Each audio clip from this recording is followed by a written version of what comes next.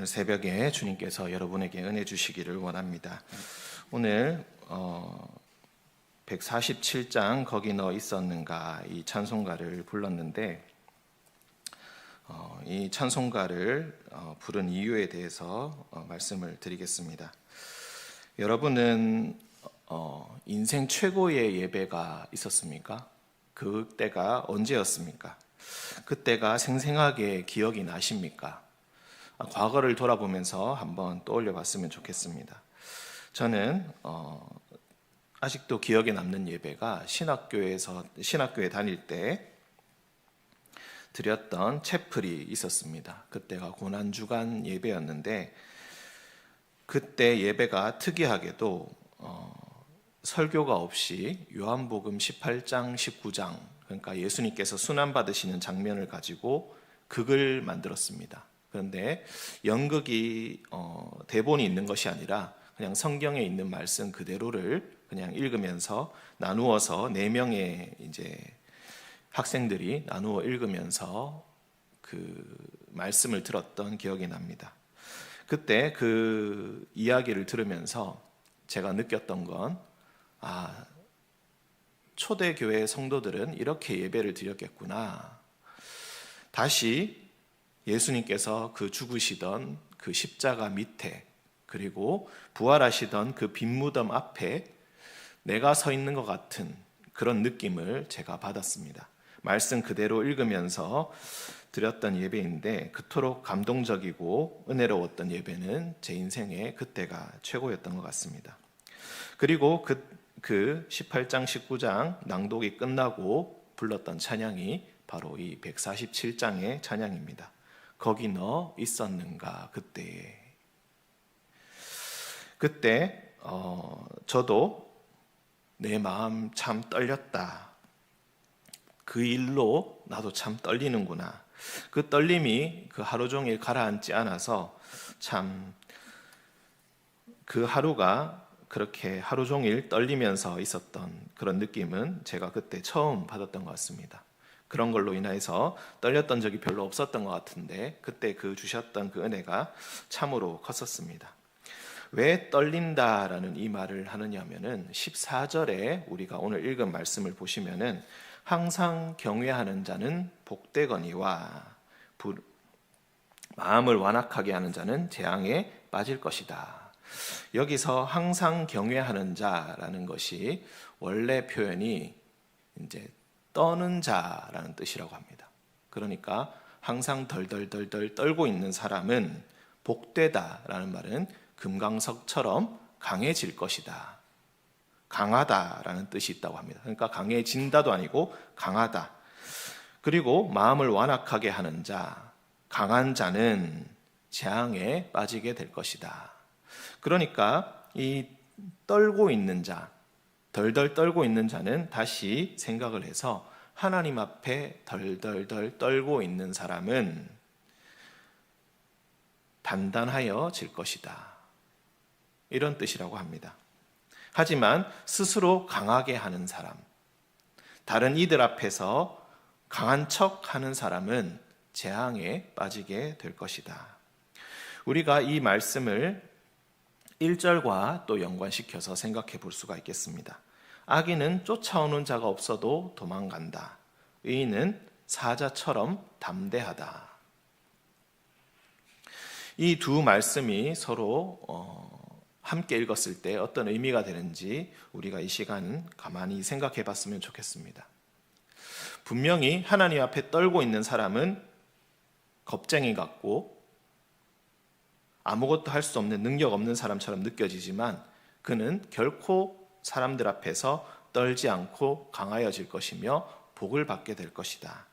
하지만 스스로 강하다고 자부하는 자는 재앙에 빠지게 될 것이고 늘 두려움에 빠져서 도망다니는 삶을 살게 될 것이다 라는 것입니다. 여러분이 악인이 되지 않고 의인이 되시기를 간절히 바랍니다. 항상 사자처럼 담대하게 주님 앞에 나의 마음을 두고 단단하게 그렇게 살아가시기를 간절히 원합니다. 세상에서는 약하다, 너는 보잘것없다 한다 할지라도 하나님과 함께 있는 사람은 결코 두려움이 없습니다. 하나님 앞에서 떨고 있는 사람은 불쌍해 보일지 모르겠지만 그 사람이야말로 진정 복된 사람입니다. 그 사람은 하나님의 도우심을 잊게 될 것이고 결국 복을 받게 될 것입니다. 오늘 말씀은 잠언의 나머지 부분에서도 자주 나오는 것처럼 의인과 악인에 대해서 지금 나오고 있습니다. 의인과 악인을 구분하는 것이 왜 그렇게 중요한 것일까? 우리가 드라마를 보면은 의인과 악인이 선명하게 나올 때가 참 많이 있습니다. 그래서 악인을 미워하게 되고 의인을 응원하는 경우가 참 많습니다. 하지만 실제로 살다 보면은 우리 삶에서는 의인과 악인이 그렇게 선명하게 구분되는 경우는 잘 없습니다. 왜냐하면 자신의 악을 더 잘 숨길 수 있는 방법을 알게 되기 때문에 그렇습니다. 그리고 실제로 그렇게 지독하게 대놓고 악행을 저지르는 사람은 잘 없기 때문에 더욱 그렇습니다. 요즘에는 드라마에서도 이렇게 악한 사람이 오히려 공감을 불러일으키는 경우도 참 많이 있습니다. 그렇기 때문에 의인과 악인을 구분하는 일은 참으로 쉽지가 않습니다. 그러면 우리는 왜 그렇게 의인과 악인을 구분지어야 하고 잠언에서는 우리에게 의인으로 살아가야 한다라고 주장하는 것인가? 의인이 되면은 하나님께 복을 받고 하나님의 인정을 받기 때문에 그것이 가장 중요한 이유가 아니겠습니까? 라고 하겠지만은 오늘 말씀에서는 한 가지 이유를 더 이야기합니다.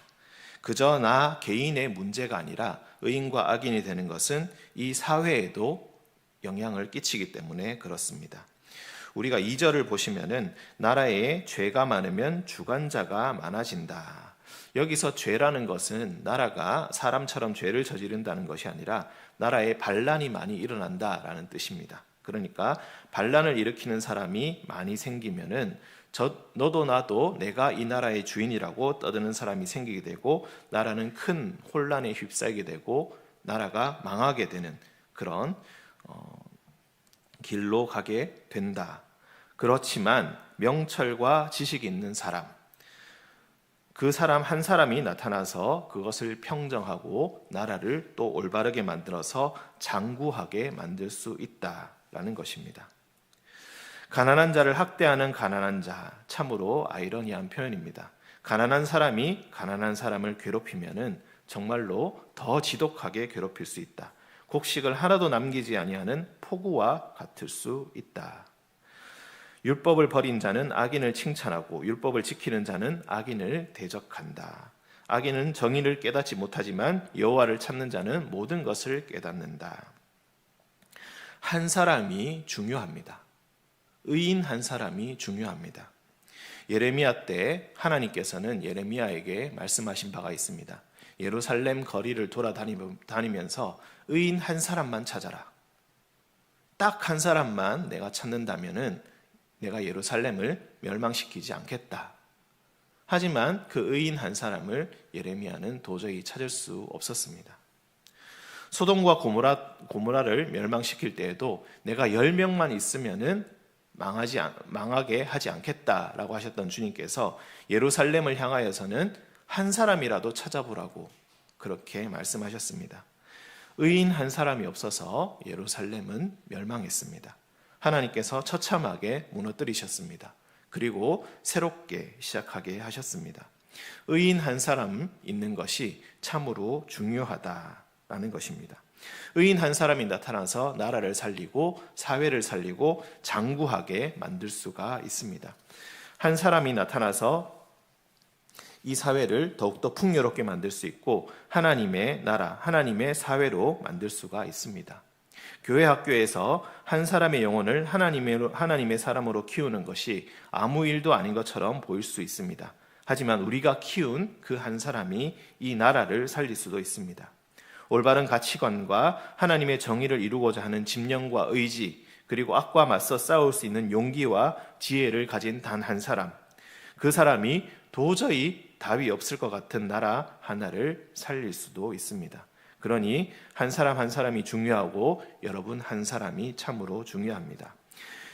여러분 한 사람은 그저 한 사람이 아닙니다. 때로 내가 할 수 있는 것이 너무 적어 보이기도 하지만 여러분의 삶이 주변에 끼치는 영향이 생각보다 크다는 것을 늘 자각하고 책임감을 가지고 살아야 할 것입니다.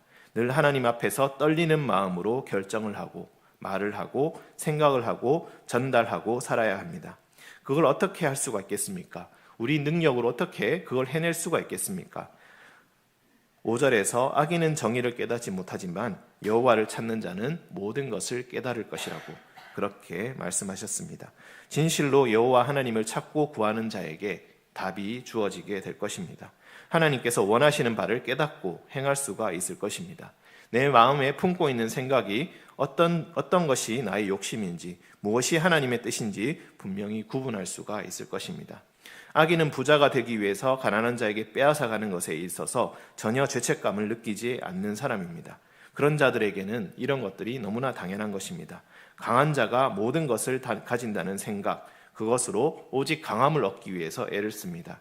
7절에 음식을 탐하는 자와 사귀는 자는 아비를 욕되게 한다라고 했는데 공동 번역에서는 이것을 건달들과 어울리는 자라고 번역을 했습니다. 건달이 강하다고 생각하고 그 힘을 얻기 위해 불량한 사람들과 어울리고 그리고 그 힘을 이용해서 8절에 이자를 높게 받아서 자기 재산을 늘리는 그런 사람들이 바로 악인입니다. 악인이 정의를 깨닫지 못하고 율법을 알지 못하면서 그럼 그런 사람도 기도하면 응답을 받을 수 있을 것인가? 말씀에서는 그렇지 않다고 이야기합니다. 사람이 귀를 돌려 율법을 듣지 아니하면 그의 기도도 가증하다. 9절에서는 정확하게 이렇게 이야기하고 있습니다. 그러므로 우리가 생각해야 할 것은 우리가 진실로 하나님의 말씀을 듣고 있는가 하는 것입니다. 사실 교회를 오래 다녀도 성경에 관해서 말씀에 관해서 말 한마디 제대로 못하는 사람들이 꽤 많습니다. 그리고 그것을 두려워하는 사람도 많이 있습니다. 그냥 성경에 나오는 이야기 하는 것도 어려워하는 사람들도 많이 있습니다. 예수님 이야기를 많이 듣긴 들었는데 생각나는 것이 거의 없기도 합니다. 진지하게 성경을 읽는 것은 늘 해야 할 일이 있기 때문에 늘 바쁘기 때문에 뒤로 미뤄지게 됩니다. 그리고 어느 때에 그 정도 읽었으면 됐다라는 말로 우리는 말씀을 읽었다고 자부합니다. 우리는 이런 생각들을 깨고 하나님 말씀 앞에 더욱더 진지하게 서야 합니다. 하나님은 우리를 사랑하시지만 사람이 하나님의 말씀을 듣지 않으면은 하나님도 그 사람의 말을 듣지 않는다고 오늘 새벽에 오늘 말씀에서 얘기해 주셨습니다. 공동 번역에서는 더욱더 심하게 번역합니다. 그의 기도를 듣지 않는다가 아니라 그의 기도를 역겨워하신다라고 번역했습니다. 오늘 새벽에 주님께 드리는 모든 기도가 이런 역겨운 기도가 되지 않기를 간절히 바랍니다. 하나님 앞에서 늘 떨리는 마음으로 하나님 앞에 나아가시는 여러분 되시기를, 오늘 하루가 되시기를 간절히 기원합니다. 함께 기도하겠습니다. 은혜로우신 주님, 악한 죄인이 나아온 것을 막지 않으시고 포기하지 않으시고 손을 붙드셔서 이곳에 앉히시니 참으로 감사합니다. 저희가 무엇이간데 주의 용서를 받을 수가 있겠습니까? 여전히 우리의 마음은 주님 앞에 떨리는 척하지만 실제 삶의 자리에서는 완악하고 단단하기 짝이 없습니다. 이웃을 사랑하고 섬기기보다는 고집을 부리고 강하게 대합니다. 주님, 그런 모습들이 어쩌면 우리가 약해서 우리의 약함을 들키기 싫어서 그런 것일지도 모르겠습니다. 우습게 보이지 않아야 한다, 약해 보이지 않아야 한다고 생각하면서 두려우면서도 두렵지 않은 척하면서 때로는 과도하리만큼 그런 모습을 보일 때가 많이 있었습니다. 주님, 당신이 모든 것을 아시고 지켜주시고 보호해 주시리라 믿고 찬양하면서도 그럴 때가 많았음을 이 시간 회개합니다. 모두 내려놓고 회개하오니 주여 우리의 약함을 그리고 우리의 악함을 용서하여 주옵소서. 주님, 나 한 사람이 의인이 되는 것이 뭐 그리 중요할까? 내가 잘하는 것이 무슨 영향이 있을까 생각할 때가 많았습니다. 나 하나쯤 그래도 모르겠지. 넘어갈 때가 얼마나 많았는지 모릅니다. 주님, 때론 그런 기만 행위들이 아는 이가 하나도 없음에 기뻐하며 나 스스로가 얼마나 똑똑하고 교묘한지 으스대었을 때도 있었습니다. 주님이 모든 것을 알고 계시는데 우리가 얼마나 약하고 어리석고 추해 보였을지 다시 한번 생각해 봅니다. 더 이상 어리석은 일을 행하지 않게 하여 주시고 사람들 앞이 아니라 주님 앞에서 겸손하게 살아가는 우리가 되게 하여 주옵소서. 주님, 우리 가운데 가운데 병으로 고통받는 형제 자매들이 있습니다. 일상생활이 어려울 정도로 고통이 있으나 무슨 병인지 알 수 없어 고생하는 이들도 있습니다. 주님께서 고쳐주셔야 합니다. 주님께서 우리의 유일한 답입니다. 여호와 라파의 하나님, 그들에게 손을 대어 고쳐주시고 주의 은총을 몸으로 느끼게 하여 주옵소서. 따스한 주님의 광선이 아픈 곳을 비추시어 죽음이 서린 환부에 온기를 더하여 주시고 참 생명을 얻게 하여 주옵소서. 사람이 살고 죽는 것이 주님의 권능임을 확실히 깨닫게 하여 주시고 주의 손에 붙들린 제2의 삶을 살아갈 수 있는 은혜를 주여 더하여 주시옵소서. 주님, 병을 주심은 주 앞에서 새롭게 살아가게 하실 계획이 있으신 줄을 우리가 믿습니다. 주님, 송찬우 주님께서 분명히 알고 계시는 이 이름을 다시 한번 기억하여 주시고 이 새벽에 그에게 찾아가 주시고 어둠을 밝히는 새벽의 태양빛처럼 점점 그의 병세를 호전시켜 주시고 주의 생명을 그의 코에 불어넣어 주옵소서. 먹는 것으로 고생치 않게 하여 주시고 팔과 다리에 강건한 힘을 주시며 몸을 일으켜 사슴이 가장 높은 곳을 밟고 다니는 것처럼 뛰어다니며 주의 영광을 나타내며 주를 찬송하게 하여 주시옵소서. 주님, 아이를 바라는 부부가 있습니다. 주님, 이미 아기 천사를 주신 가정에 모든 과정을 순탄하게 하셔서 건강한 아이를 무사히 출산하게 하시며 아이를 바라고 기도하는 가정에게 주의 은총을 입게 하여 주시옵소서. 부모를 닮은 건강하고 예쁜 아이를 얻게 하여 주시고 그 아이를 주의 법도를 가르치며 하나님의 아이로 키울 수 있는 주여 은총을 베풀어 주시옵소서. 아브라함과 사라에게 이삭을 주시고 이삭과 리브가에게 에서와 야곱을 주신 주님께서 능히 모든 일을 행하심을 믿고 기도하오니 주여 허락하여 주시옵소서. 주님, 자녀가 이후에 가정을 이루길 바라면서 기도하는 어머니들이 있습니다. 새벽마다 1000번의 번제를 볼펜을 눌러가며 간절한 마음으로 기도의 제목을 써서 주 앞에 바치는 이들이 있습니다.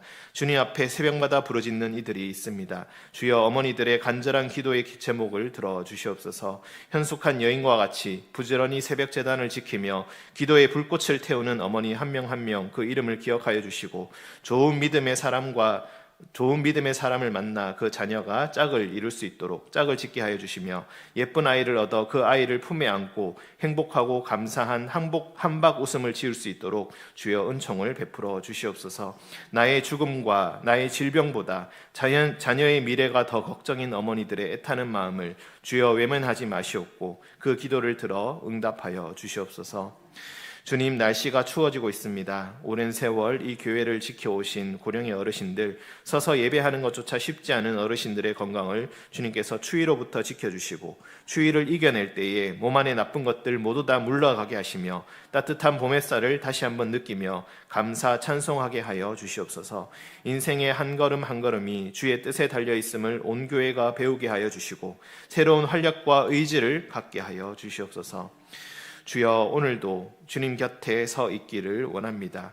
때로 주님으로 인해 떨리는 이 마음, 그러나 세상에서는 사자와 같이 담대하게 하여 주시고 하람교회, 아니 한국교회를 대표하는 의인으로서 하나님께서 살아계심을 알리는 하나님의 형상으로서 오늘 하루 살아가게 하여 주시옵소서.